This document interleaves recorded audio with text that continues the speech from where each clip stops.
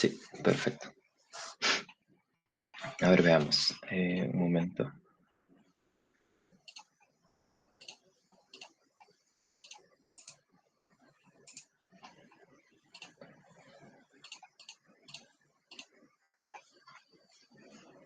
Bien.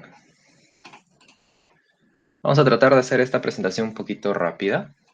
Como es domingo, imagino que todos están ya preparando sus cosas para mañana, para la universidad, trabajo, etc. En esta oportunidad me presento, yo soy Robert Asencios, yo soy egresado de la base 20 y también fui miembro del Grupo de Estructura San Marcos como vicepresidente hasta más o menos inicio de este año, ¿no? Que se realizó el cambio de gestión. Y en este caso tuvieron la gentileza de comunicarse conmigo para poder ayudarlos con un pequeño taller introductorio a lo que viene a ser el curso de Concreto Armado 2, que al igual que el curso de Concreto Armado 1, es un curso de diseño, de diseño de elementos estructurales, ¿ok? En el curso de Concreto Armado 1 me parece que vimos vigas, losas, columnas, ¿cierto? Y en este caso vamos a ver lo que son cimentaciones superficiales, principalmente algunos tipos de zapatas. Vamos a ver muros de contención en voladizo, con contrafuerte y muros de sótano. Y vamos a ver placas, ¿de acuerdo? Muy bien, vamos a comenzar con una pequeña introducción de quién va a ser su docente, que es la ingeniera magíster Angeli Valle. Es una muy buena profesora, desde mi punto de vista.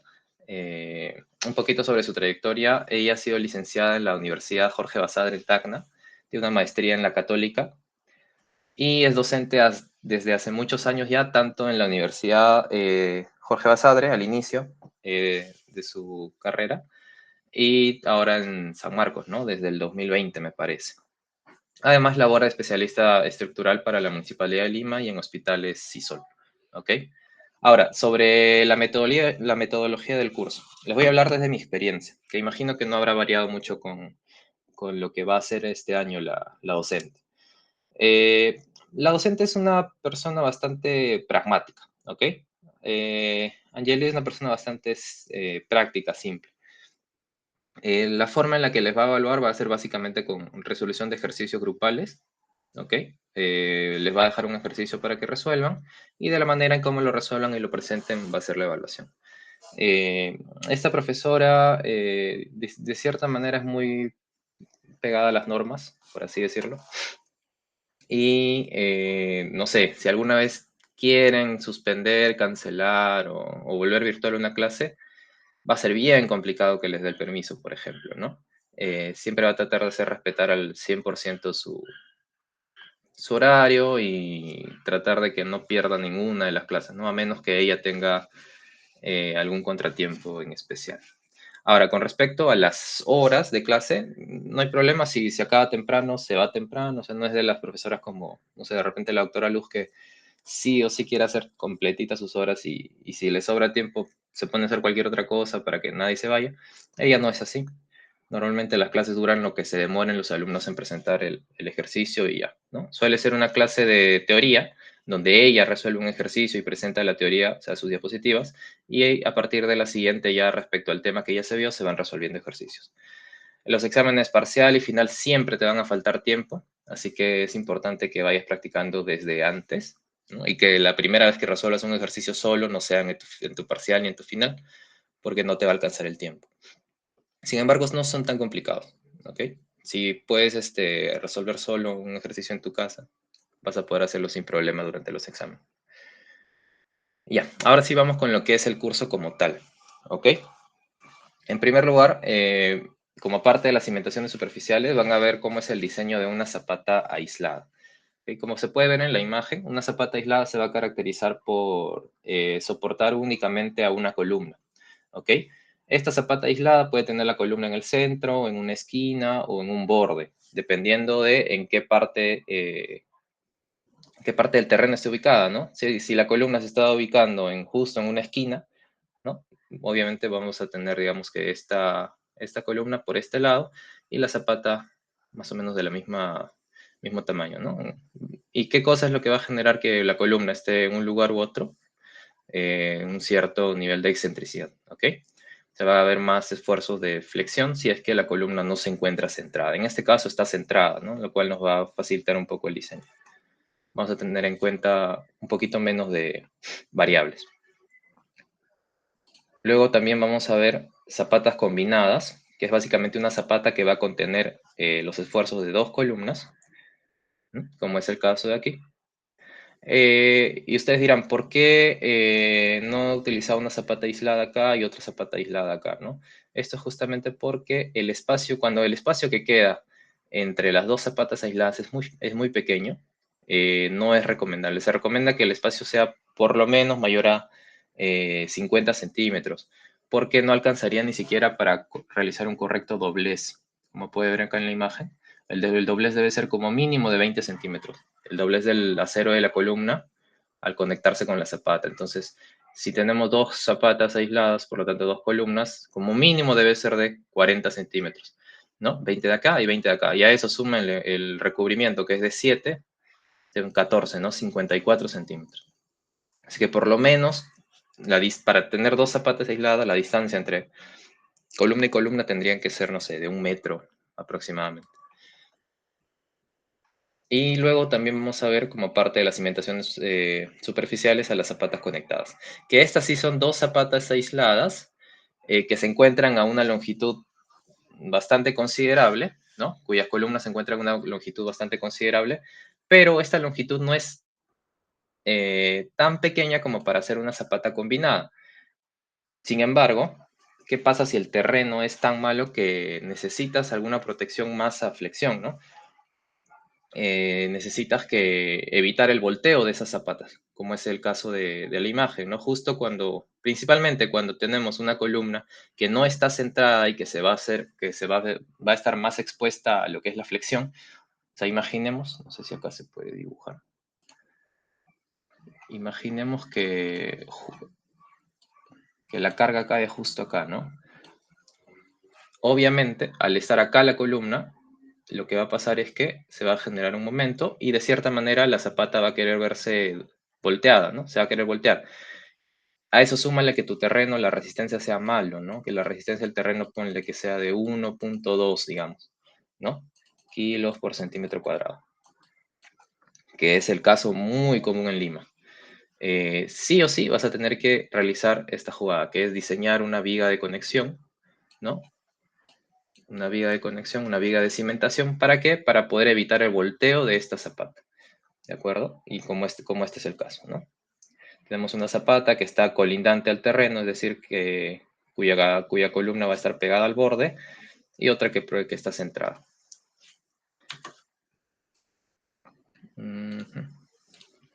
Y bueno, cuando veamos esto, van a ver que es un diseño diferente tanto para cada una de las zapatas. Obviamente se va a considerar las cargas y los esfuerzos que transmiten las dos columnas, ¿no? Porque al estar conectadas por una viga de cimentación, los esfuerzos que transmite la columna de la derecha van a afectar a la zapata de la izquierda y los esfuerzos que transmite la columna de la izquierda se van a afectar también a la zapata de la derecha. Todo va a estar conectado y transmitido los esfuerzos por la misma viga, ¿no? Y asimismo, vamos a ver cómo estos esfuerzos afectan a la viga y cómo es que también se va a diseñar la viga de cimentación. Si tienen dudas, por favor, no al chat. Están atentos los chicos para que me puedan transmitir las dudas que tengan. Y luego vamos a ver también una parte de lo que son los muros de contención, principalmente muros en voladizo y con contrafuerte y muros de sótano. El primer tipo de muro que se va a ver es el muro en voladizo, que básicamente va a servir para soportar empujes, ¿ok? Esto se usa muchísimo cuando, por ejemplo, tú diseñas carreteras y la altura que necesitas no es mucha, ¿no? Por ejemplo, no sé, cuando vas a hacer no sé si han visto los intercambios viales que hay por la vía expresa, a veces usan también muros en voladizo, ¿no? Digamos que estás yendo por acá y tienes que hacer algo así, ¿no? La pista. Y obviamente, toda esta zona eh, digamos, es tierra, pues, ¿no? Toda esta zona es tierra que si no tuviese una protección, pues se caería la pista. Entonces, cuando esta altura es lo suficientemente pequeña, no digamos que es una altura menor a 5 metros, puedes realizar un muro en voladizo, ¿no? De esta manera. Imagínense que esta parte es la pista y aquí está el murito que va a proteger del empuje de la tierra. Ahora, las partes que tiene estos muros en voladizo son el talón, que se encuentra alineado hacia la parte donde se va a realizar el empuje, la punta y lo que viene a ser el muro como tal, ¿ok? Es como si tuviésemos un murito y su zapato. Y para esto, para el diseño de este tipo de elementos, existen programas propios, ¿no? Que ya están más orientados a la geotecnia, como lo que viene a ser el Geo5, que probablemente lo hayan utilizado o lo vayan a utilizar en los talleres de laboratorio que vayan a llevar, que ya te ayuda de manera significativa, ¿no? Porque acá emulas de manera mucho más precisa el empuje que va a realizar la Tierra con respecto al elemento estructural, que en este caso es el muro. Luego también tenemos los muros en contrafuerte, que son como los muros en voladizo, solo que tienen un refuerzo, ¿no? Es cuando existen mayor esfuerzos de flexión y requiere, al igual que las vigas de cimentación en las zapatas, requiere un refuerzo, ¿ok? Para que el muro no pueda ser efectuado por, no sé, digamos, no se pueda pandear, ¿no? Y no se pueda partir. Esto se utiliza cuando la altura que necesita el muro es mayor, ¿ok? Cuando es mayor de 5 metros, por ejemplo, y cuando los empujes son de repente variables, como el caso del agua, ¿no? Siempre que vean como que muros que soporten líquidos, es común que tengan una mayor altura y que requieran de estos soportes como son los contrafuertes. Básicamente es lo mismo, ¿no? Tenemos el muro, la punta, el talón y en este caso cada espaciamiento que también es calculado, ¿no? Cada cuánto se necesita colocar un contrafuerte se va a ir colocando. Y todo se va a diseñar, ¿no? El muro, la punta, el talón y el contrafuerte de manera independiente, como pueden ver acá. El acero va a ser colocado en todos y cada uno de los elementos estructurales según el diseño que se realice. Y luego también vamos a ver los muros de sótano. Acá quiero hacer una diferenciación. Los muros de sótano no son lo mismo que los muros pantalla, ¿de acuerdo? Los muros de sótano no requieren esta cosita eh, naranja que ven acá, ¿no? Que es básicamente el anclaje hacia la tierra. Por eso los muros de sótano se utilizan a lo mucho cuando tenemos dos sótanos. Y dependiendo mucho también del terreno, ¿ok? ¿Por qué? Porque en teoría los muros de sótano soportan por sí solos, como si fuese un muro en voladizo, como pueden ver acá, por sí solos al empuje de la tierra que va a ser afectada en el sótano. Pero ya cuando tienes tres sótanos más, lo más recomendable es colocar unos muros pantalla, ¿no? Que son muros de igual manera, que se van colocando por paños, pero que tienen este refuerzo de un anclaje con un acero postensado a lo largo de cada uno de los paños, ¿ok? El que se va a aprender a diseñar en este curso no son estos de aquí, van a ser estos de acá, que acuérdense es cuando tiene uno o dos pisos de sótano a lo mucho. Y por último también van a ver lo que son las placas de concreto armado, ¿ok? Que las placas de concreto armado son elementos verticales, como si fuese una columna, digamos, son muros estructurales que se van a utilizar a lo largo de toda la superestructura de nuestra edificación. Ahora, estas placas se utilizan cuando nosotros vamos a tener un sistema mixto, bueno, mejor dicho, dual, mixto no, un sistema dual de columnas, o sea, de pórticos y muros estructurales, o un sistema neto de muros estructurales, ¿no? Cada vez se diseña mucho más con un sistema de muros estructurales porque compensa mucho mejor la distribución de las rigideces en una vivienda, ¿ok? Y si la vivienda no es muy alta, incluso pueden hacer un sistema de muros dúctiles, ¿no? Cuyo espesor va a ser menor al tradicional. A ver, lo peculiar de esto, ¿no? ¿Qué diferencia? Cualquiera puede decir, una placa es una columna larga, pues, ¿no? Es una columna larga que simplemente no tiene, no sé, más de 50 centímetros de longitud. Eso no es cierto, ¿no? Una placa, al ser larga, justamente, lo que va a soportar más son esfuerzos de corte. Por eso también se le llama muros de corte. ¿Y qué ocurre acá? Que va a tener la peculiaridad de que va a ser muchísimo más esforzada en sus extremos, en los bordes. Y es por eso que en los bordes, el 90% de las veces, en una placa vas a tener que colocar lo que es elementos de... Vas a confinar de una manera especial. ¿Ok? Como puedes ver, se coloca mucho más acero en los bordes, como si fuesen unas columnas. Y bueno, en la parte central, en la parte del alma, una distribución uniforme. ¿Ok? Sin la necesidad de realizar un armado especial, ¿no? Y acá más o menos se puede ver cómo es el armado, ¿no? Los elementos de borde que están mucho más concentrados en acero y en el centro un armado tradicional, ahora sí como si fuese una columna, ¿no? A ver, un poquito de teoría, esto es un poco de lo que les he ido diciendo mientras veíamos las imágenes, durante las zapatas aisladas, ¿no? Cuando cada columna tiene su base, se diseñan para soportar cargas axiales, momentos y cortantes. Se consideran esfuerzos de flexión y puncionamiento, al igual que en todas las demás zapatas o cimentaciones superficiales.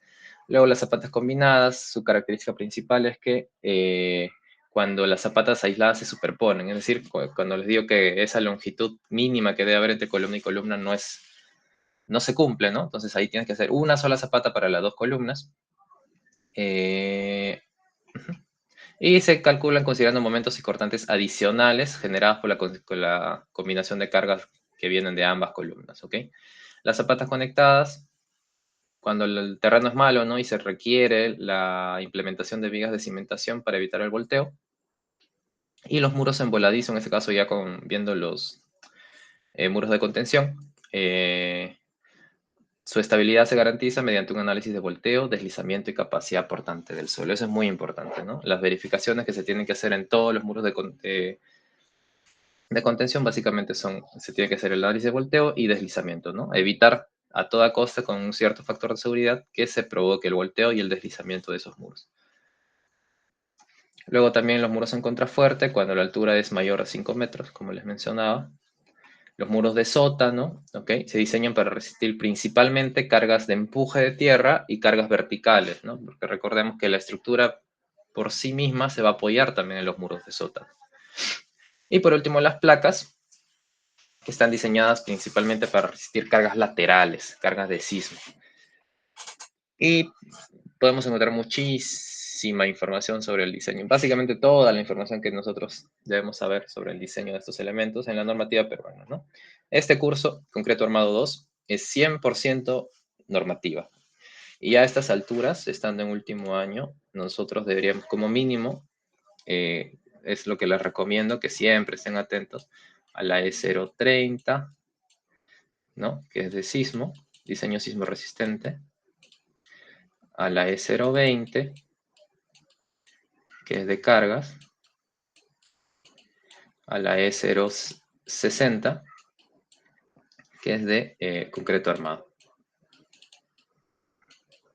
Principalmente estas de acá. Y ahora que vamos a ver cimentaciones, también vamos a incluir a la E05.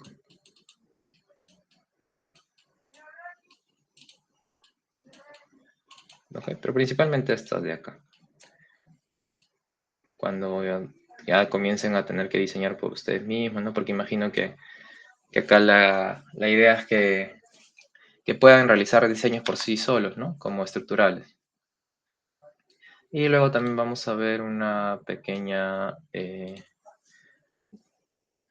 tabla de comparación, ¿no? De lo que son, por ejemplo, zapatas aisladas versus combinadas. La diferencia principal es que una soporta exclusivamente una columna y la otra la combinación de esfuerzo de dos columnas, ¿no? Combinadas contra conectadas, la viga de cimentación es la diferencia. Voladizo versus muro de contrafuerte. El voladizo sostiene solamente con su base, es decir, con la punta y el talón, mientras el contrafuerte tiene ese apoyo, ¿no? Esos refuerzos que genera justamente el contrafuerte. Eh, por ejemplo, los muros de contención contra las placas no soportan empuje de tierra, las placas, si bien es cierto, también soportan cargas laterales, son cargas sísmicas, ¿no? Que son peculiares, son distintos a un empuje constante que pueda tener la tierra. Bien, ahora vamos a ver un poco de lo que son resolución de ejercicios. Para esto vamos a irnos directamente al Excel. Yo quiero enseñarles primordialmente cómo es el desarrollo de una zapata aislada y el de un muro de corte, ¿no? O una placa. ¿De acuerdo? Vamos a ver principalmente esos dos elementos, si no el tiempo también va a volar. En primer lugar, cuando vamos a resolver una zapata aislada, los datos que nos deben dar siempre, sí o sí, son los siguientes, ¿no? Las dimensiones de la columna, ¿de acuerdo? Nos van a dar tanto el largo como el ancho. Nos van a dar la resistencia del terreno, la capacidad portante del terreno, que en este caso es bastante alta, ¿no? Son 30 toneladas por metro cuadrado, lo que significa que es de 3 kilos por centímetro cuadrado, ¿ok? Nos va a dar la resistencia a la compresión de diseño del concreto que se va a utilizar justamente para el diseño del elemento estructural que estamos haciendo, que en este caso es la zapata, 210, que parece poco. La recomendación para cuando diseñen ustedes, mínimo siempre usen 280 para cimentaciones, considerando más aún el suelo de Lima, que es malísimo y muy propenso a verse afectado por humedad. Y obviamente las cargas que va a ser transmitidas por la columna. ¿Ok? ¿Qué nos dice la lógica? ¿Por qué colocamos zapatas nosotros? Colocamos zapatas por el hecho de que, acuérdense la fórmula de presión, ¿no? Presión es fuerza sobre área. Entonces, la fuerza que transmite, o sea, las cargas que transmite una columna hacia el suelo, si utilizamos solamente el área de la columna por sí misma, es de ser muy pequeña, ¿no? Imagínense transmitir esta cantidad de carga, 200 toneladas, en un área pequeñísima, como es de 0,8 por 0,4, ¿no? Ese suelo no va a soportar, imagínense. Entonces, justamente lo que se hace, la construcción de una zapata es para la distribución uniforme de las cargas, para que las cargas que vayan a ser transmitidas hacia el suelo lleguen a ser menores, ¿no? El esfuerzo último llega a ser menor que mi resistencia al terreno, que la presión que se genere por la columna hacia el suelo tenga que ser menor a la resistencia del terreno, porque si no, no podríamos construir absolutamente nada, ¿cierto? Si directamente las columnas se apoyaran en un terreno que es malo o que no es lo suficientemente bueno, tendrías que hacer en absolutamente todas las casas una especie mm, de columnas gigantes, ¿no? Que lleguen hasta la parte en la que el terreno sea completamente bueno, que lleguen hasta la roca, lo cual sería completamente inviable. Entonces, bajo esa premisa lógica es que se va a generar el diseño de una zapata. Entonces, ¿cuáles son los principales elementos, o perdón, lo que más debemos tener en cuenta al momento del diseño? Pues es simple, sus dimensiones. Las dimensiones de la zapata, la parte geométrica, es primordial al momento de diseñar. Nosotros vamos a tener que, de cierta manera, iterar dimensiones de su largo y de su ancho para poder cumplir con todo lo que nos requiere el dimensionamiento. ¿Ok? Listo, tenemos las cargas. Vamos a tener cargas de gravedad, ¿no? Cargas axiales de gravedad por carga muerta, carga viva. Vamos a tener los momentos por gravedad también, viva y muerta. Momentos y axial por sismo. Ojo, como el sismo no sabemos en qué dirección actúa, siempre se evalúa en todas las direcciones posibles, ¿ok? Y como en este caso estamos tratando con elementos zapatas, ¿no? Vamos a evaluar la sección del sismo tanto en X como en Y, ¿no? Momentos y sismo en X, momentos y axiales en X, también incluyendo los de sismo, y momentos y axiales en Y, incluyendo los de sismo. Perfecto. Ahora vamos a ir al dimensionamiento de la zapata. Ahora, como le mencioné la fórmula de presión, ¿no? Que es básicamente lo que vamos a utilizar acá. ¿Cuál es el área mínima que requiere mi zapata para yo poder soportar una presión que sea menor a la resistencia del terreno? Esa es la pregunta que nos debemos hacer y que vamos a resolver con este primer acercamiento al dimensionamiento de la zapata. Para eso utilizamos la fórmula, ¿no? Nosotros sabemos que presión es igual, ojo, acá la presión, y hace mucho tiempo que la presión para nosotros al momento de diseñar se convierte en lo que es un esfuerzo, ¿cierto? Desde varios cursos anteriores. Entonces, si nosotros colocamos el esfuerzo por acá y bajamos el área, esfuerzo es igual a carga sobre área. Es lo que estamos viendo. Entonces, para saber el área mínima, necesitamos dividir la carga entre el esfuerzo. ¿Y este esfuerzo cuál va a ser? El que yo necesito, ¿no? Que como mínimo se cumpla, que en este caso va a ser de 30 toneladas, el de la resistencia del terreno. Entonces, el área mínima que debe tener mi zapata es la sumatoria de las cargas entre el esfuerzo, que es resistencia al terreno, por un factor de seguridad. Este factor de seguridad va a depender muchísimo de las condiciones que tengas al momento de diseñar. Principalmente de las condiciones del terreno. En este caso, como le mencioné, 30 toneladas por metro cuadrado es un terreno bastante bueno, por lo tanto no es necesario colocar un factor de amplificación muy o un factor de seguridad muy alto, ¿no? Basta con un 5%. Pero si tuvieses un terreno malo o si tuviese que no estás trabajando con una resistencia adecuada, ¿no? En este caso lo hubiese puesto un poquito más, no 5, de repente 20%, porque se está trabajando con 210, pero el terreno lo compensa. Así que tengan en cuenta eso para poder elegir un factor de entre 5 y 30%, ¿de acuerdo? Entre 1.05 y 1.3, dependiendo de esas condiciones. Ya, es bastante simple, resolvemos para la sumatoria de las cargas. En este caso, primero vamos a realizar la verificación por momentos sin sismo, o sea, es decir, solo con las cargas de gravedad. Y por eso solo estamos sumando estas dos, ¿no? Viva y muerto. Es decir, vamos a tener 200 entre 30 multiplicado por 1,05, que me da un mínimo de 7 metros cuadrados que debe tener mi zapata. ¿Ok? Pero esto es el área, ¿cierto? Debemos ir tanteando cuál va a ser su dimensión de ancho y su dimensión de largo. Obviamente, el largo, o sea, la parte más larga, más extensa, tiene que ir del lado de la parte más extensa de mi columna, ¿cierto? Y en la parte del ancho tiene que ser de la que le sigue. Esta va a ser un área aproximada. Ahora, acá está lo importante. Nosotros vamos a ir jugando con estos valores hasta que se cumpla todas estas verificaciones de aquí. Lo que les recomiendo yo para este tipo de ejercicios hasta todos los demás que se vayan a resolver a lo largo del curso es que, por ejemplo, cuando vayan a resolver por sí mismos, sí es muy importante que traten de optimizarlo, ¿no? ¿A qué me refiero con optimizar? Buscar valores los mínimos posibles, porque cuando tú diseñas un elemento estructural, obviamente lo que quieres es utilizar la menor cantidad de materiales posibles. Por lo tanto, si tu zapata es exageradamente grande, innecesariamente grande, no te sirve porque es económicamente inviable. Lo que buscas es optimizar, reducir al mínimo posible estas dimensiones para que de todas maneras te cumpla todas las verificaciones.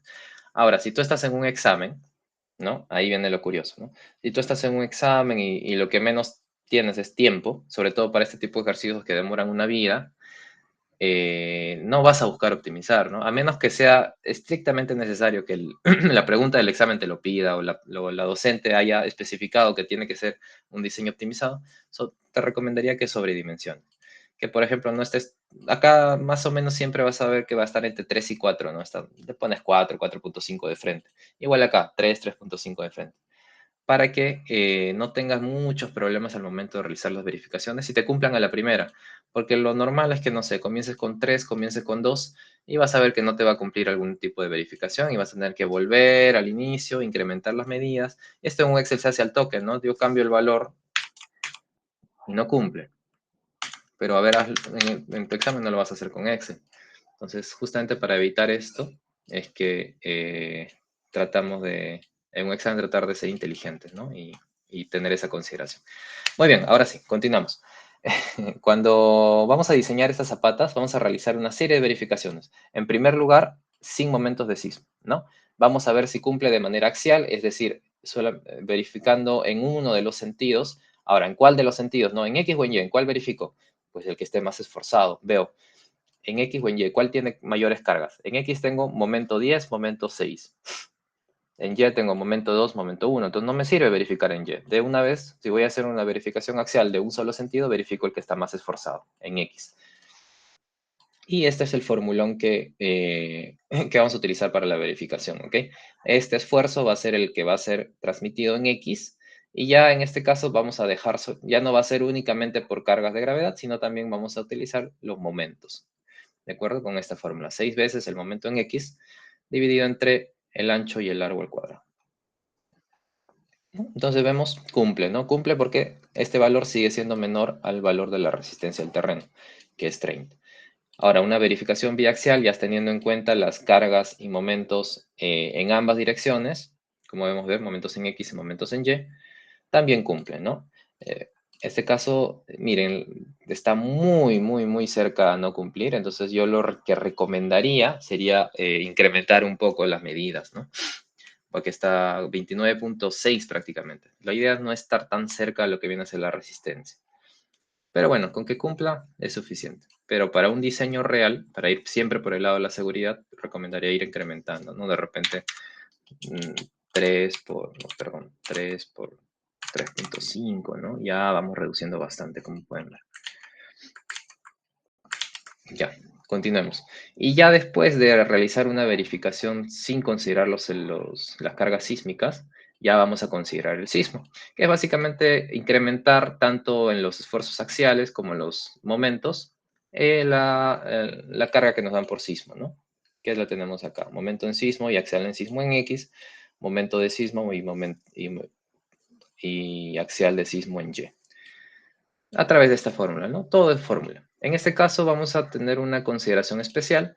Siempre que estemos considerando los esfuerzos sísmicos, vamos a amplificar un 30% nuestra capacidad portante del terreno. Es decir, que ya no vamos a buscar que sea menor a 30, sino vamos a buscar que sea menor a 30 por 1.3, ¿ok? Menor a 39. Y ya pues resolvemos, bastante simple. Acá está la fórmula para resolver. Primero a la parte axial siempre le vamos a sumar. Y luego, como cuando evaluamos en X, vamos a sumarle los momentos en X solo a la parte de X. Y cuando evaluemos en Y, vamos a sumarle los momentos de Y solo en la parte de Y, ¿no? No hay por qué sumar los momentos de la dirección en la cual no estamos evaluando. Y en ambos casos cumple con bastante holgura, ¿no? O sea, el sismo acá no está afectando demasiado a mi estructura. Ya más o menos hasta aquí podemos deducir que está siendo más afectada de manera gracias a las cargas de gravedad, ¿no? Principalmente a la vía axial. Listo, entonces ya vimos, cumple todas las verificaciones por sismo en ambas direcciones, la verificación axial por cargas de gravedad y la verificación biaxial por cargas de gravedad. Ya es momento de diseñar, ¿ok? Entonces vamos a chapar todos estos valores, el más grande de aquí, ¿no? Recordemos que esto es esfuerzo, el esfuerzo máximo por cargas de gravedad, que es este de aquí, el esfuerzo máximo por sismo en X, que es este de aquí, y el esfuerzo máximo por sismo en Y, que es este de aquí. Ahora vamos a chapar esas tres, y como les mencionaba, siempre que diseñamos debemos estar del lado de la seguridad, y además de amplificar el área, ¿no? El área que debe tener mi zapata con este factor de acá, también se amplifican las cargas que van a soportar mi zapata. Y justamente ese factor de amplificación son estos de aquí. No sé si se acuerdan ustedes que en normativa, para amplificar cargas de gravedad, tenemos la siguiente fórmula, ¿no? 1.4, carga muerta más 1.7, carga viva. Esto es cuando está bien diferenciada la carga muerta de la carga viva. Pero en este caso, ¿qué hemos hecho? Hemos sumado simplemente, ¿no? A esta carga P es la suma de mi carga viva, de mi carga muerta. Entonces, lo que voy a hacer va a ser multiplicar todo ese valor por un valor intermedio, ¿no? Que es 1.6, entre 1.4 y 1.7. Es por eso que la amplificación se hace directamente por 1.6 para cargas de gravedad, que es mi primer esfuerzo. Y luego siempre para cargas por sismo vamos a amplificar por 1.25, siempre. Y ahí tenemos, ¿no? Estos van a ser nuestros esfuerzos finales, que ya son esfuerzos últimos amplificados. Pero no vamos a trabajar con todos a la vez. Vamos a trabajar con el peor de todos, es decir, con el mayor. Se elige el mayor, que en este caso, como ya se los había adelantado, es el que se va a generar por las cargas de gravedad.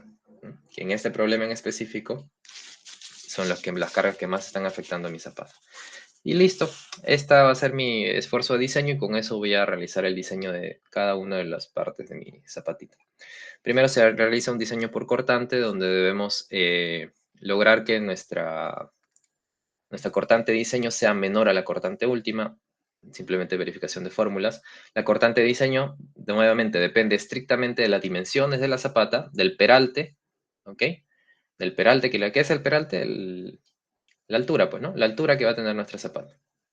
De las dimensiones de la base, ¿no? Y de la resistencia a la compresión de nuestro concreto. Y el cortante último, pues va a depender de nuestro esfuerzo de diseño, ¿no? Y las dimensiones de...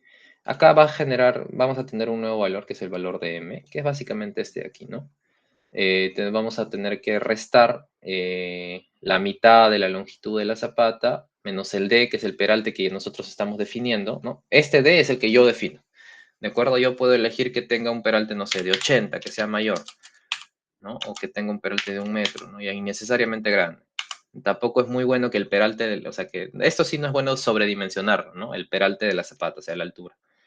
Suele estar en un valor de entre 0,5 y, no sé, 0,8 para zapatas aisladas simples, ¿no?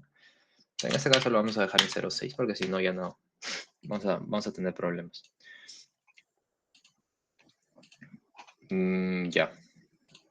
Pero en este caso 60, ¿no? Porque es en centímetros, ya. Listo. Esa es la idea.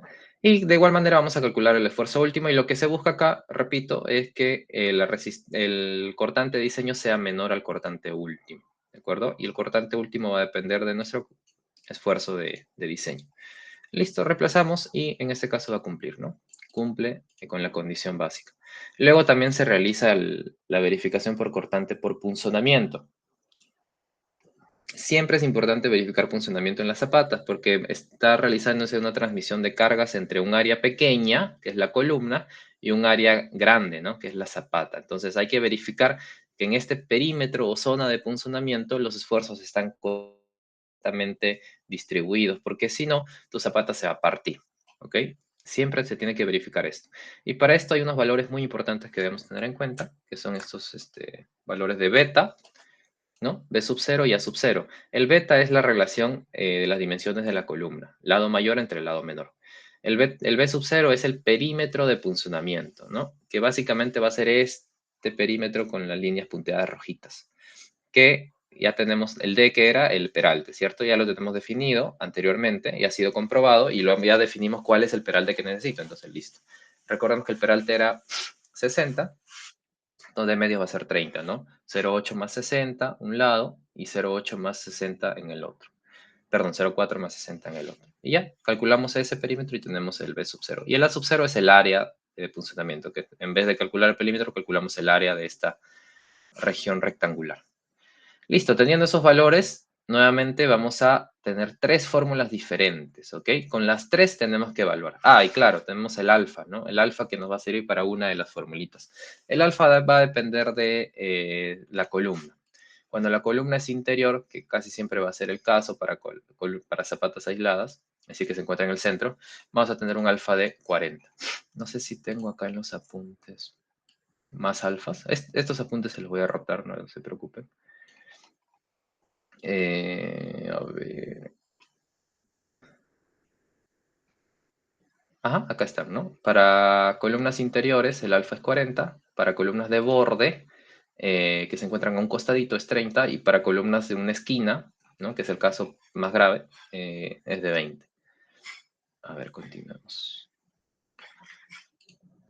Listo, turbamos las tres opciones y vamos a chapar el menor, ¿cierto? Porque ¿qué nos conviene? Si yo quiero que justamente este valor sea comparado con un esfuerzo último, por seguridad, me conviene que el valor que chape acá sea el menor, pues, ¿no? Para tener la certeza de que mi cortante de diseño, incluso el menor cortante de diseño de las tres opciones, siga siendo mayor a mi cortante última, ¿no?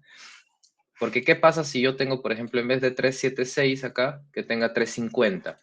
Pues yo no voy a ser tonto de, no, mira, 350 no cumple. Ya yo chapo en la segunda opción, pues, ¿no? Que es mucho más grande. No. El menor de estos tres, por seguridad, tiene que ser el que yo agarre, que justamente incluso el menor de las tres opciones sea mayor a mi cortante de diseño. Si no fuese mayor, pues no cumpliría y tendría que seguir probando, ¿no?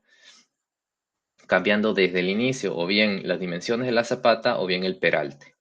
Listo, cumplió por funcionamiento, ya está todas las verificaciones realizadas. Vamos a calcular a cero. Calculamos a cero principalmente por flexión, ya lo saben. Cuando hablamos de flexión siempre se han involucrado los momentos, ¿ok? ¿Y cómo se halla un momento? Con este formulón de acá. A través de nuestro esfuerzo de diseño, que ha sido el que tenemos desde aquí, el que se está jalando desde acá, y las dimensiones de la propia zapata. Acá también va a entrar un nuevo valor, que es el valor de A, que es la distancia entre la cara de mi columna y la cara exterior de la zapata, ¿ok? Que en este caso es de 1,15 metros. Hallamos el momento. Con el momento y nuestra famosa fórmula cuadrática que están viendo desde losas, vigas, ¿no? Y lo van a seguir viendo ahora también, vamos a poder hallar el acero, ¿no? Vamos a tener que resolver esta fórmula cuadrática con los tres valores, ¿no? Este va a ser nuestro valor de A, nuestro valor de B, nuestro valor de C, igual a 0, ¿cierto? Resolvemos. Esto es bastante simple por la fórmula tradicional de resolución de ecuaciones cuadráticas. Y vamos a tener el valor de el A0, ¿no? Recuerda, como es una ecuación cuadrática, nos da dos valores, debemos elegir el más coherente, ¿no? No vamos a necesitar 1338 centímetros cuadrados de acero, es demasiado, entonces chupamos el de acá, que es 38. Y ese va a ser el valor de el área de acero que necesitamos en la dirección de B. Y en la dirección de L de igual manera, ¿no? Ahí tenemos el acero que requerimos. Y una vez que tenemos el área de acero que requerimos, el diseño de acero es sencillo, ¿no? Vamos a calcular cuántas varillas de qué espesor en específico va a entrar en ese valor y en cuál va a ser su espaciamiento, ¿de acuerdo? A ver, veamos, acá tenemos esta tablita, que también de memoria tendría que estar. Esta tablita es muy importante. O creo que sí les... Claro, Angeli sí deja apuntes, así que siempre es importante que en sus apuntes tengan esta tablita, ¿no? Del área y el espesor de cada uno de los aceros. Bien, vamos a elegir un acero de 5 octavos para ambas direcciones, tanto en B como en L. Y es bastante simple, ¿no? Para calcular el número de varillas que necesito, simplemente divido, ¿no? El área de acero que requiero entre el acero que yo he elegido. Entre el área de acero que yo he elegido. En este caso estoy eligiendo 5 octavos. Tengo que dividir esto, el área de acero requerido en dirección B, entre 2 y aproximadamente me sale 19 varillas, ¿no? Siempre redondeen hacia arriba. Si les sale 18,3, no van a poner 18 varillas porque necesitan un poco más de 18. Y para el espaciamiento también es bastante simple, ¿no? Estas 19 varillas, ¿cada cuánto tienen que estar espaciadas? Para eso vamos a utilizar la longitud, ¿no? La longitud de B. Ah, y es importante aquí también restar lo que viene a ser el recubrimiento. Recuerden que el recubrimiento en zapatas es de 7 centímetros como mínimo, ¿ok? Es decir, ya no voy a utilizar el valor total de B, sino al B le voy a restar 7 a un lado de recubrimiento y 7 al otro, es decir, 14 centímetros. Y con esa longitud lo voy a dividir entre el número de varillas y voy a tener cuál va a ser el espaciamiento entre las varillas. De igual manera en la dirección de L, ¿no? Y listo, ahí acaba tu diseño. Ya tienes cuál va a ser tu distribución de acero en una dirección y en la otra. Y ya está, con eso ya sabes cuál es tu longitud, tus dimensiones de tu zapata y el espaciamiento y la distribución de acero que vas a tener.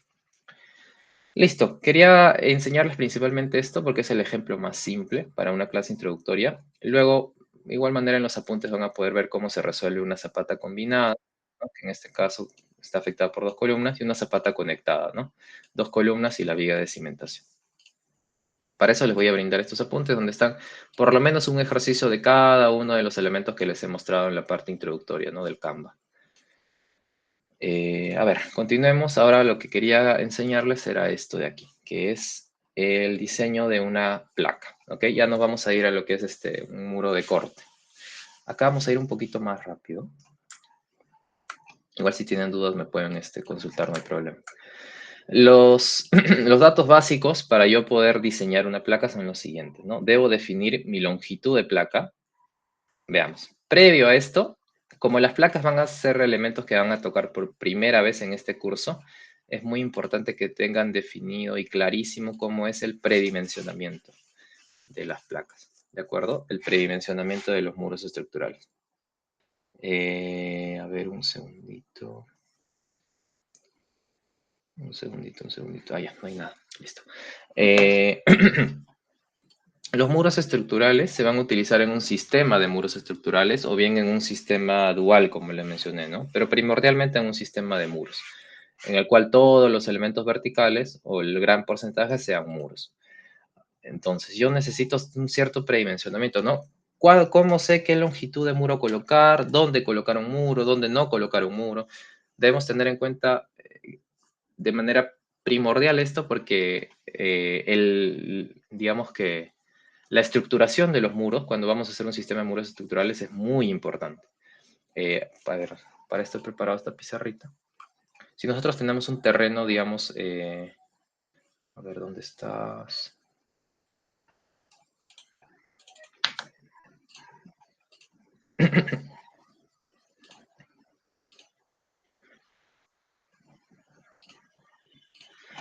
De esta forma. eh, alargado, ¿no? En X, digamos, este es mi terreno. ¿Qué cosa es lo que yo busco cuando voy a hacer una distribución de muros, ¿no? Primero, muy importante, lo que es la simetría. Siempre que vayamos a estructurar, la simetría es fundamental. ¿La simetría de qué? ¿No? Tanto geométrica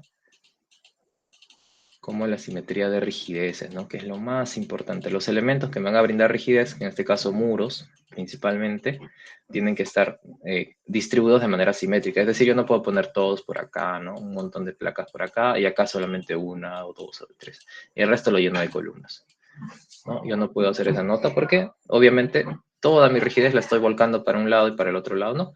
¿Esto qué me va a generar? Es algo que van a ver también más adelante, que son las irregularidades, ¿no? Principalmente por torsión. Y debo tener en cuenta también el predimensionamiento, ¿no? Es decir, cuál es mi longitud mínima, que es la longitud desde las placas, ¿no? ¿Cuál es la longitud mínima que yo debo colocar a mis placas, ¿no? En total, ¿cierto? Entonces, siempre deben tener en cuenta eso. Y acá, cuando el terreno es alargado en uno de los sentidos, es obvio que yo debo darle más rigidez en el lado más corto, ¿cierto? Es decir, yo no voy a llenar mi planta de placas que van a ir en ese sentido, ¿no? Que no me va a convenir, nuevamente, no va a ser una distribución simétrica. Si yo hago esto, no me conviene. Lo que tengo que hacer es colocar un poco más de cantidad de placas, ¿no? En el sentido más corto, porque ese sentido más corto es en el que tengo que darle más rigidez por las propias dimensiones de mi terreno, ¿ok? Esto es a un nivel bastante básico. Esta es la principal condición que debemos tener al momento de estructurar. Imaginen que esto se optimice alguna vez, ¿no? Que se realice de manera automática. Es una competencia que muchas consultoras estructurales están teniendo bastante fuerte ahora. La automatización de una estructuración bastante fiel y real, ¿no? Que ya se tiene algunos scripts en programación que puede realizar esto, ¿no? Pero aún no está totalmente optimizado porque aquí es donde se demora más tiempo, en lo que es una correcta estructuración. Cuando se logre hacer, uy, van a volar como espuma esos billetes. Y también sería bueno que ustedes también, si tienen algún manejo en programación, automatización, pues le den algunas vueltitas, ¿no? A lo que es la automatización de justamente esto, estructuración de placas. Bien, listo. Una vez que tenemos eso claro, vamos a ir con lo que es uno de los puntos que les mencionaba en la pizarrita, que es la longitud de las placas. Para eso vamos a ver el predimensionamiento de estos muros, ¿de acuerdo? ¿Cómo yo sé cuál es la longitud mínima de muros que debo colocar? Para eso voy a tener en claro cuál es el peso sísmico de mi edificio, ¿no? El peso sísmico lo puedes realizar metrando las cargas, ¿no? Pero nadie hace eso, ¿no? No va a demorar demasiado. Entonces, lo que se suele tener como una práctica bastante común es darle un valor de 1 tonelada a 1 metro cuadrado de encofrado. Esto considerando la mitad de la columna que involucra, considerando todas las vigas que están en el encofrado. Entonces, ¿qué es lo único que tienes que hallar? El área total, ¿no? El área de un piso, y si todos los pisos son típicos, multiplicado por el número de pisos, ¿no? Y en este caso estamos evaluando una vivienda de 7 pisos, por lo tanto se multiplica por 7. Y si cada área de cada piso es distinta, pues suma simplemente todas las áreas de todos los pisos, para tener el área total de tu estructura. Y considerando 1 tonelada por cada metro cuadrado, o sea, por cada unidad de área, pues aproximadamente tu peso sísmico en este caso va a ser de 5.028 toneladas fuerza. Con ese peso sísmico, añadiéndole ciertos valores, ¿no? Que principalmente son los valores SUX, ¿no? Que es la caracterización sísmica de nuestra edificación, que vamos a tener los factores de zona, ¿no? Esto ya lo has visto también no sé si desde ANA 1, pero estoy seguro que en concreto 1 lo han visto. El valor que está caracterizado por el tipo de suelo, por el uso de la edificación, ¿no? Y el valor C. Bien. Listo. Y bueno, el periodo también, ¿no? Que va a ser gracias al perfil del suelo también. Todos estos valores tendrían que estar en tu estudio de mecánica de suelos, cuando vas a hacer un diseño real. Y si no, tendrían que ser dato, pues, ¿no? Dato de tu ejercicio. Y si no lo tienes, pregunta. Listo. Vamos a más o menos calcular cuál va a ser el periodo fundamental del edificio, ¿no? Que hacia un nivel aproximado va a ser 0,1 por el número de pisos. Como tiene 7 pisos, va a ser de 0,7 segundos. El valor de C, que va a ser 2,5 por el periodo del suelo, que es 0,6, entre el periodo del edificio, ¿no? Que es el anterior, que aproximadamente va a ser 2,14. Luego hallamos la cortante estática, sux por P entre R. Esto también ya lo tendrían que tener en cuenta de cursos anteriores, que la cortante estática que va a sufrir en la base, la cortante basal del edificio va a ser de 942 toneladas. Y aquí es donde vamos a hallar cuál va a ser el área mínima que requiero yo de muros estructurales, tanto en X como en Y, que va a ser con esta fórmula, con este formulón, ¿no? Con la cortante última, ¿no? La cortante basal estática por 1000 entre 0,3 por la raíz cuadrada de la resistencia del concreto que esté utilizando, ¿no? Este es el valor que yo decido colocar. Igualmente que en las zapatas, en los muros estructurales se debe considerar 280 como mínimo. ¿Ok? A menos que sea una vivienda pequeña, ¿no? Que le puedes colocar 210, pero 280 es lo mínimo ideal. Se calcula y acá tenemos el área mínima de muros estructurales. Ahí ya tengo un área, ¿no? Pero yo necesito longitud. ¿Cuál va a ser un valor constante en el diseño de las placas? El espesor. Entonces, más o menos tanteo un espesor aproximado que yo le vaya a dar a la mayoría de mis plaquitas, que estoy colocándole de 30 centímetros, y basta con dividir esto entre 30 y me va a salir una longitud mínima, ¿no? Como mínimo necesito 35 metros de muros, tanto en X como en Y. Vamos otra vez al pizarrita. O sea, eso no significa que yo vaya a colocar una placa de 35 metros, pues, ¿no? Obviamente no. Y que tampoco vaya a colocar una placa de, no sé, 10 metros, 10 metros, 10 metros. O sea, una sola por eje, no. Eso no va a ser. O sea, yo lo voy a distribuir de manera que cumpla con mi simetría a lo largo de todos los ejes que yo tenga del sentido del cual yo estoy hablando, pues, ¿no? De repente, no sé, necesito 35, coloco una acá, dependiendo también de mi arquitectura, ¿no? Porque es lo que manda. Debes regirte siempre a la arquitectura. No vas a colocar un muro, una placa en un lugar donde haya ventanas, ¿no? Debes tener mucho en cuenta. Pero según la arquitectura te lo permita, vas colocando tus plaquitas de modo que la suma total, digamos en X, ¿no? Me dé el valor mínimo que he calculado en mi Excel. Igualito en Y, ¿no? Que la suma total de plaquitas en Y me dé el valor mínimo de lo que he calculado, ¿no? Y vas así realizando tu estructuración de plaquitas. Listo. Y hay otra práctica chilena. Yo se las coloco porque también a nivel de diseño sismo resistente los chilenos nos llevan cierta ventaja, ¿no? Y ellos han logrado optimizar un poco. Esto es básicamente gracias a un estudio estadístico que ellos hicieron.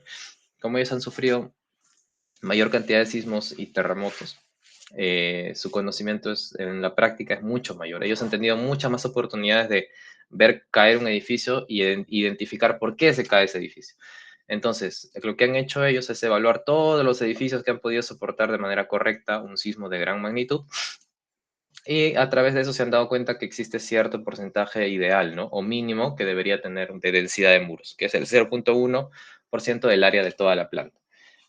Que, como vemos, si calculamos el 0,1 de toda el área, nos queda un valor, y claro, un espesor el mismo, de 30, nos queda una longitud muchísimo menor a la que yo he planteado, ¿no? Es decir, nuestra normativa es muy estricta todavía. Lo que yo les aconsejo es que en una primera estructuración traten de colocar una longitud mínima de muros que esté en este intervalo, ¿no? Entre el valor que les da esta práctica chilena y lo que menciona la norma. A ver, listo. Entonces, una vez que ya tienen eso, van a poder definir la longitud de cada una de sus plaquitas y cuando vayan a dimensionar alguna de las placas, ya vamos a comenzar a trabajar con eso, ¿no? Vas a tener definida cuál es tu longitud de la placa, cuál es el espesor de la placa, la altura de la placa, que es la altura de todo el edificio, más la profundidad de la cimentación, porque tu placa llega hasta la base de tu zapata, no te olvides. Vas a obtener, bueno, esto como dato del ejercicio, ¿no? Carga muerta, carga viva, carga axial, peso último, ¿no? Momento último, cortante último, resistencia a la compresión del concreto y también del acero, ¿no? Que suele ser 4200 siempre, porque utilizamos acero grado 60. Listo, entonces primero vamos a ver si es que es necesario o no es necesario confinar mi plaquita que tenga elementos de borde y hasta qué altura se va a confinar. Porque también acuérdense de algo. ¿Cómo yo diferencio estructuralmente una placa de una columna, no? Una columna suele ser de no sé, digamos de 0.5 por 0.3, digamos, ¿no? Mi columnita. Pero la placa suele ser más larga. Pongámosle igual 0.3 de espesor, pero no sé, acá 2 metros, ¿ok? A simple vista, no sería recomendable decir, ah, ya, esta es columna, esta es placa, ¿no? Tendríamos que ver qué cosa, su diagrama de momentos. Los diagramas de momentos de estos elementos verticales se ven por pisos, ¿no? Esas rayitas que estoy colocando caracteriza a un nivel distinto.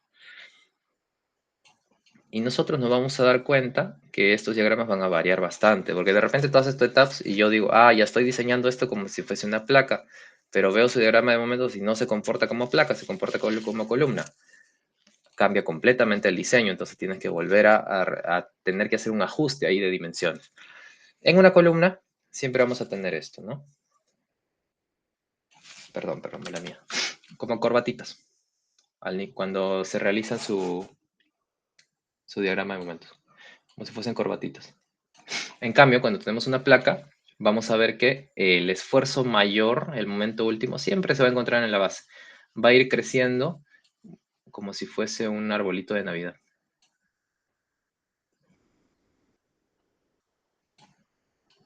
Y siempre, el esfuerzo más grande se va a encontrar en los primeros niveles de la plaquita. ¿Y eso qué significa? A mí no me va a servir de nada a nivel de optimización colocarle la misma distribución en toda la altura de la placa, ¿cierto?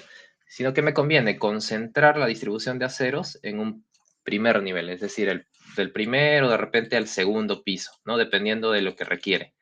En cambio, en columnas, siempre por eso la distribución se hace con el piso que esté más esforzado y a través de ese piso ya todos los pisos iguales. Por eso en columnas siempre es, ¿no? El primer, no sé, digamos, los estribos, ¿no? El primer estribo a 0,05, luego, no sé, colocas 20 a 10 centímetros y el resto a 20 centímetros, ¿no? En cambio, en las placas se realiza una distribución, un confinamiento mayor en un primer nivel y el resto ya constante, ¿no? Un menor, obviamente, de repente acá vas a colocar tus estribos a cada 15, dependiendo del diseño que te salga. Y ya en la parte superior no es necesario a cada 15, ¿no? De repente a cada 30. Esa es una aclaración importante. Entonces, necesitas saber cuál es esta altura, ¿no? ¿Cuál es esta altura de confinamiento? Que es lo que estamos calculando acá. La altura de confinamiento se realiza con esta formulita, ¿no? Teniendo en cuenta el momento último y la cortante última, la división, y tiene que ser mayor a ese valor o mayor a la longitud de la placa como mínimo, ¿no? Acá primero tenemos la longitud de la placa, que es 4,8, y la división entre estos dos valores, que es 6,22. Entonces, el mínimo valor es 6,22. Y vamos a colocarle 7 metros, ¿no? Es decir, se va a confinar en los primeros tres niveles. Sótano 1 y piso 2. Esta edificación tiene sótano, ¿de acuerdo? Porque esto es del trabajo final.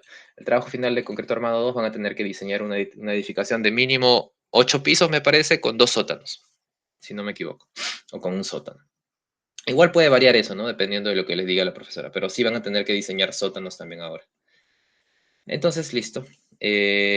Una vez que tenemos la altura de confinamiento, vamos a definir si requiere o no requiere los elementos de confinamiento, es decir, sus elementos de borde, que casi siempre lo va a requerir, sobre todo en placas de longitud mayor a 2,5 metros, más o menos. Dependiendo de las cargas también, ¿no? Si no va a soportar demasiadas cargas, no requiere mucho, porque para saber esto necesitamos conocer esto también, ¿no?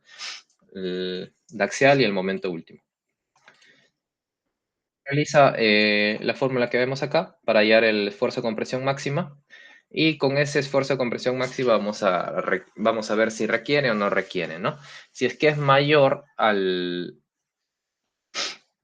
valor que tenemos aquí, de 56, ¿no? Va a requerir elementos de confinamiento. Si es que no es mayor, pues no lo va a requerir. En este caso, lo requiere con creces, ¿cierto? Entonces ya está, una vez que definimos que sí necesita elementos de borde, es necesario identificar qué longitud va a tener estos elementos de borde. Ahora, ¿de dónde sale el 56? De acá, ¿no? Digamos que es una resistencia mínima que debe cumplirse, ¿no? 56, que es el 0,2 por la resistencia a compresión de mi concreto. Ya, Una vez que nosotros definimos que sí requiere elementos de borde, calculamos cuál va a ser esa longitud de elementos de borde. Como mínimo tenemos estos dos valores, ¿no? Dos veces el espesor de la placa o 0,1 multiplicado por la longitud de la placa.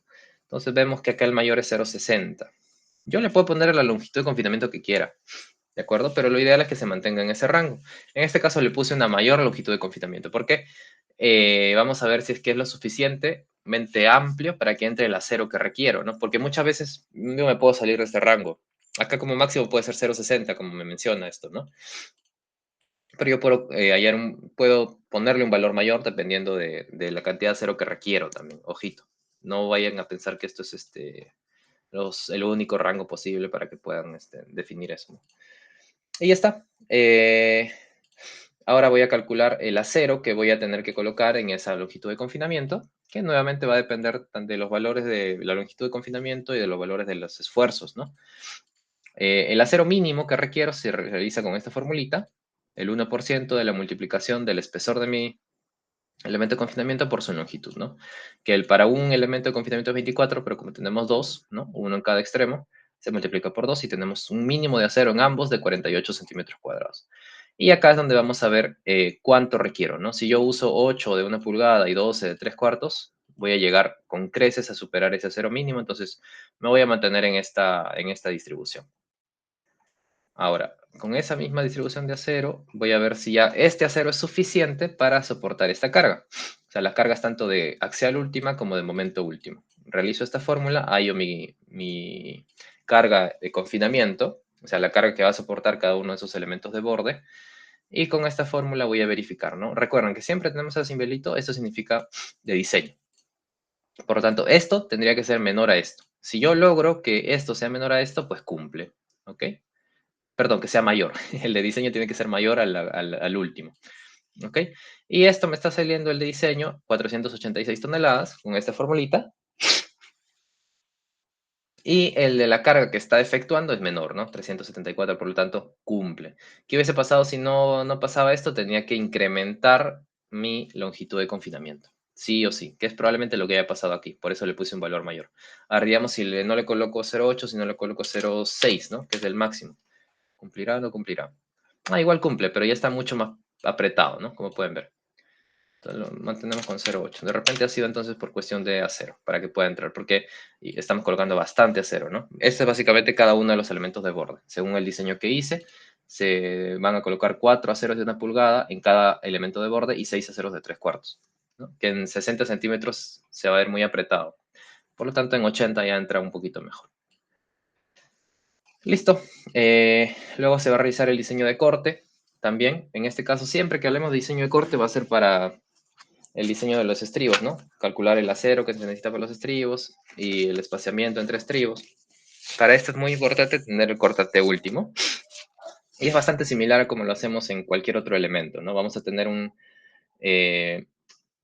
cortante último, ¿cierto? Que va a depender de mi cortante nominal, etcétera. Y vamos a tener un cortante de diseño. Ahora, este cortante de diseño tiene que ser, como siempre decimos, mayor al cortante último. Y en este caso y ese va a ser el caso en el que nosotros digamos, ya cumple, perfecto. Entonces se realiza la verificación por corte, luego también se realiza la verificación por corte de capacidad, que aquí vamos a tener en cuenta un valor especial, que es el del momento nominal, que va a depender de este diagrama. No sé si lo recuerdan, lo han visto también en columnas, el diagrama de interacción, ¿cierto? Y el momento nominal es el momento que va a ser generado por la carga, la mayor de las cargas, ¿no? La que esté más pegada hacia un extremo. En este caso va a ser un momento de 1120 aproximadamente. Ese momento nominal lo dividimos entre el momento último, lo multiplicamos por el cortante último y vamos a tener esta cortante última amplificada, ¿ok? Y con ese valor vamos a definir el UL, o sea, digamos que va a ser ya el definitivo para poder nosotros saber si cumple o no cumple la verificación por corte. En este caso sigue cumpliendo, ¿no? Luego vamos a ya realizar el cálculo del acero como tal. Ya cumplimos con todas las verificaciones. Vamos a calcular el acero horizontal. Ya calculamos el acero de mis elementos de borde, ¿cierto? Entonces ahora nos vamos a dedicar a calcular el acero del alma, de la parte central de la placa, que es lo que estamos haciendo acá. ¿No? Con esta fórmula vamos a calcular la cuantía de acero que requerimos para el acero horizontal y siempre vamos a comparar la cuantía de acero mínima, ¿no? Que siempre es 0.025, y la calculada, ¿no? Que es con este valor, con mi cortante, el área de mi alma y el valor que nos da del acero, ¿no? Entonces elegimos el mayor entre estos dos, vemos que el mínimo va a ser mayor, porque usualmente en el alma no se requiere una gran cantidad de acero, siempre se concentra más en los extremos. Y vamos a calcular el acero que me pide para esa cuantía, ¿no? Para 1 metro de longitud de placa. Más o menos necesitamos 7.5 centímetros cuadrados, que no es mucho, que se puede cumplir con 6 aceros de media, suficiente. Entonces, de igual manera, ¿no? Para 1 metro, ¿cuántas varillas entran? Y para ese número de varillas, ¿cuánto espaciamiento necesito? Misma lógica. Y con eso obtenemos que vamos a utilizar acero de media espaciado cada 30 centímetros para la zona superior a la altura confinada, y en la zona de la altura confinada, que tiene que estar más pegadito, vamos a utilizar un menor espaciamiento. Y luego, de igual manera, ese es para el acero horizontal, es decir, para los estribos. Para el acero vertical utilizamos esta formulita de acá y de igual manera comparamos, ¿no? El mínimo, cuantía mínima con la cuantía calculada, que en este caso nos da el mismo valor, y elegimos el mayor de estos, ¿no? Como es el mismo valor, elegimos cualquiera. Nuevamente calculamos acero con esta fórmula de acá y de igual manera, debemos cumplir como mínimo con esta área de acero.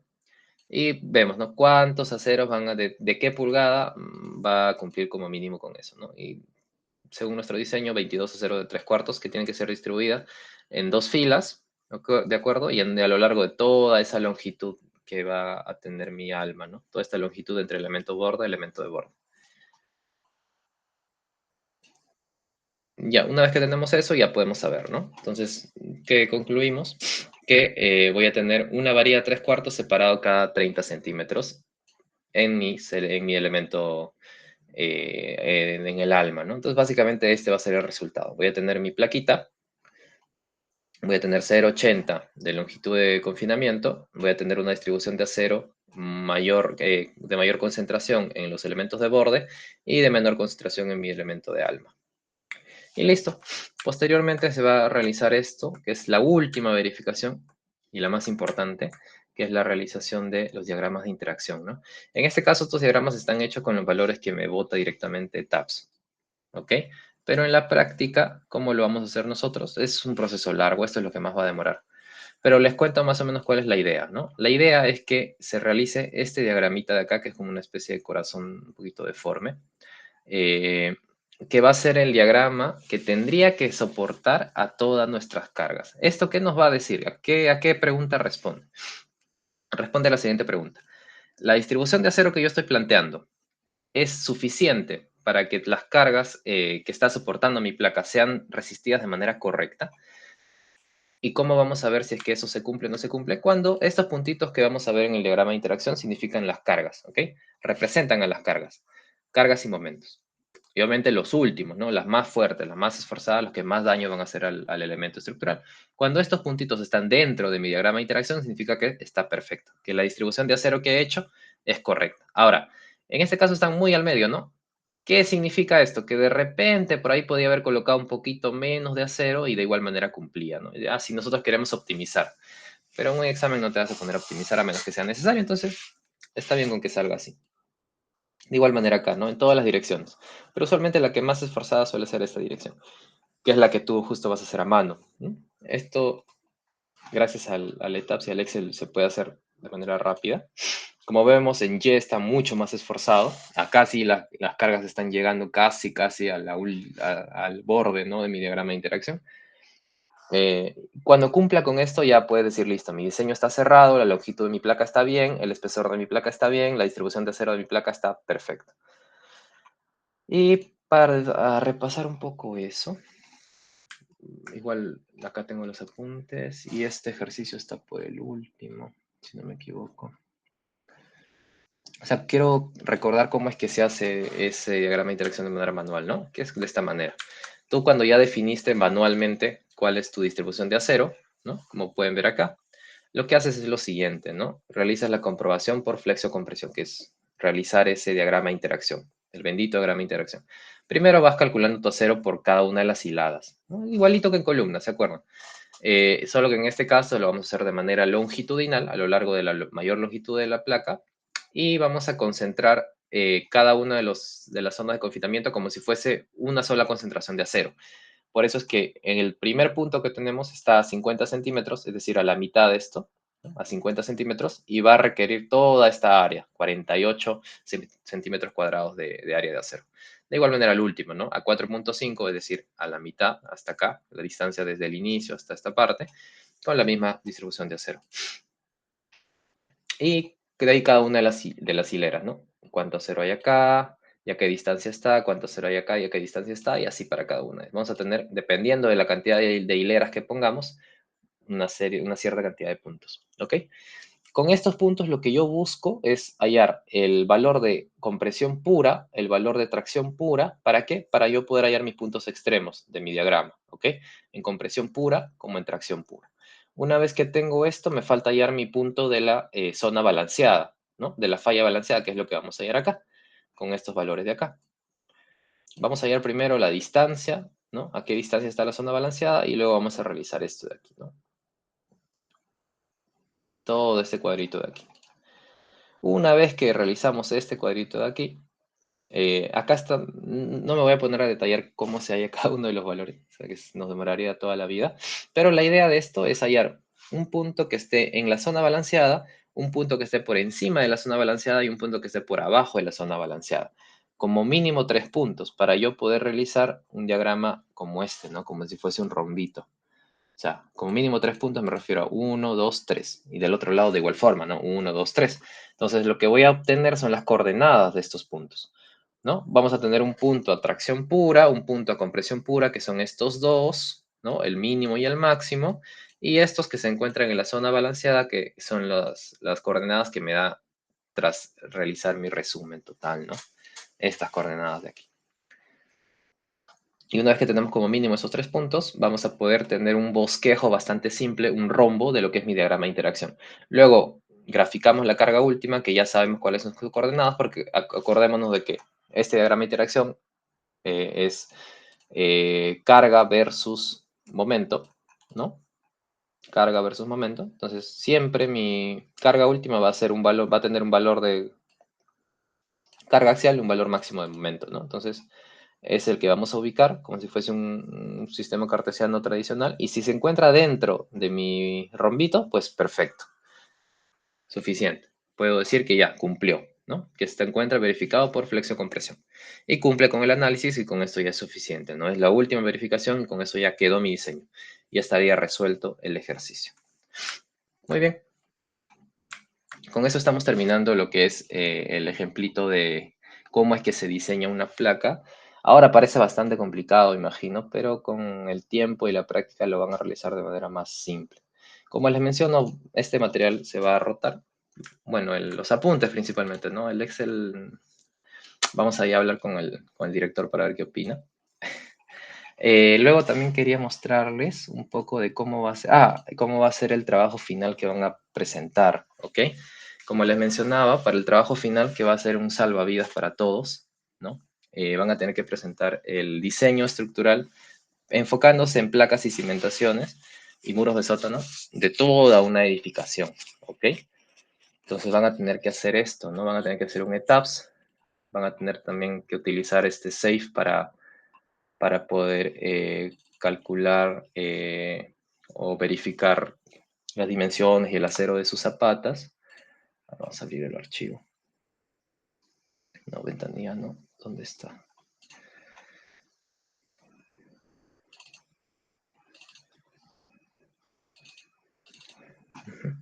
Van a tener que hacer setups, ¿no? De la edificación de los planos que consigan, eh, como es este caso, ¿no? Bueno, en este caso está aislado solo las plaquitas, como pueden ver.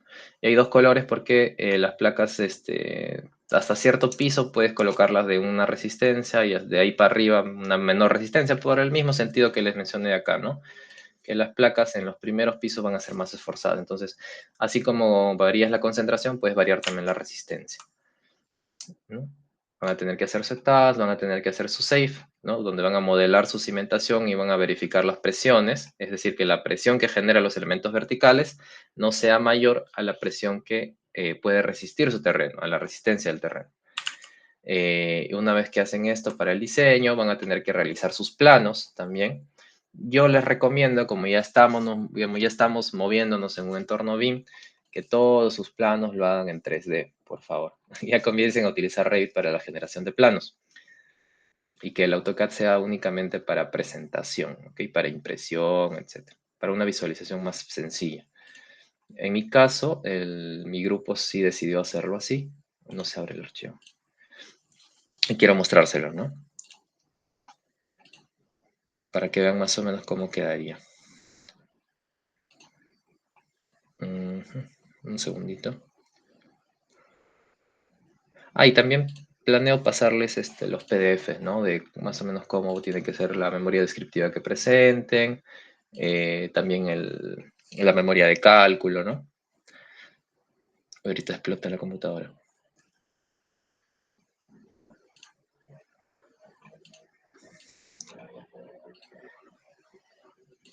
A ver, un segundito.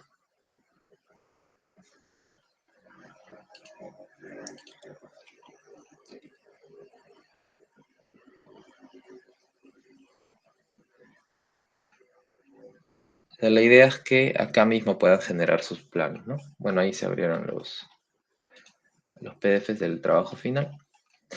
Y a ver, ténganle paciencia.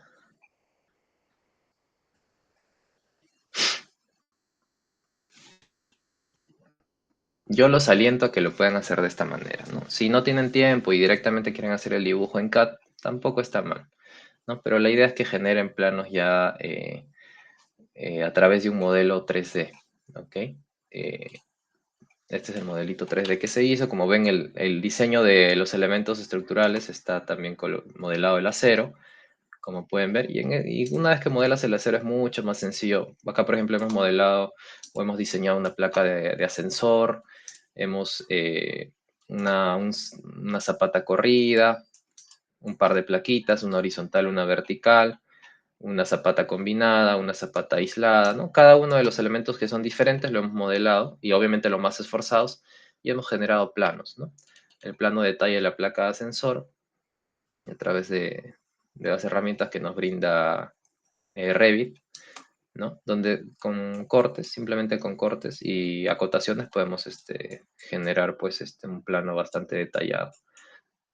Igualito, ¿no? No sé, con la zapata corrida y la losa de cimentación, por ejemplo, ¿no? Su detalle en planta, dónde se encuentran y la distribución de acero de cada una de ellas. ¿Ok? Igual, no sé, a ver, para las placas, ¿no? Para la de sótano, que es la más complicadita. De igual manera, ¿no? No, perdón, la de sótano no, la de ascensor, ¿dónde está? La de ascensor, que es ya la que les había mostrado. La zapata conectada y la viga de cimentación, ¿no? Recordemos que la viga de cimentación también se diseña de manera separada, va a tener su propia distribución de acero. Ya, y más o menos es a lo que yo les aliento a que puedan hacer, ¿no? Un trabajo bien presentado, incluso utilizando un poco más el Revit, ¿no? Que ahora incluso sus bases ya lo tienen muchísimo más interiorizadas que las bases anteriores. Y ya, esto es lo que les quería presentar para esta vez. Voy a pasarles como material, además de la presentación en el Canva que pude realizar, los apuntes, donde como ven son 37 páginas de puros ejercicios. Acá se encuentran ejercicios de cada uno de los elementos que van a ver. Lo pueden utilizar como una guía, ¿no? Cuando ustedes estén resolviendo ya durante su curso. Les quería pasar también el Excel de predimensionamientos, ¿no? Sobre todo. Acá están los predimensionamientos para zapatas, columnas, muros, losas y vigas. Me olvidé, también hice un pequeño script en Python de una viga, perdón, del diseño de una zapata aislada. También se los voy a pasar para aquellos que más o menos eh, tienen cierta noción, ¿no? De lo que es Python. Lo hice con el iPad Notebook. Uy, no quiero correr. Pero bueno, ya lo van a poder ver más a detalle. Es básicamente lo mismo que he presentado. eh, Van a poder abrir, lo van a poder correr, solo cambian sus valores de longitudes y cargas y van a poder verificar de manera más rápida, ¿no? Si lo que están haciendo es correcto o no. Y listo, me parece que ya con eso estoy concluyendo con lo que es este taller introductorio de lo que van a ver en el curso de Concreto Armado 2. He tratado de ser preciso, seguro mucho de lo que he dicho no se me ha entendido por completo, pero bueno, van a poder van a poder revisar el video de la grabación a más detalle y también varios de ustedes me conocen. Si tienen algunas dudas por ahí que necesiten solventar a lo largo del curso, voy a estar aquí para poder ayudarlos. ¿Ok? Con eso me despido. El material se les va a pasar de mano de los miembros del grupo. Así que gracias por su atención. Espero que haya servido de muchísima utilidad.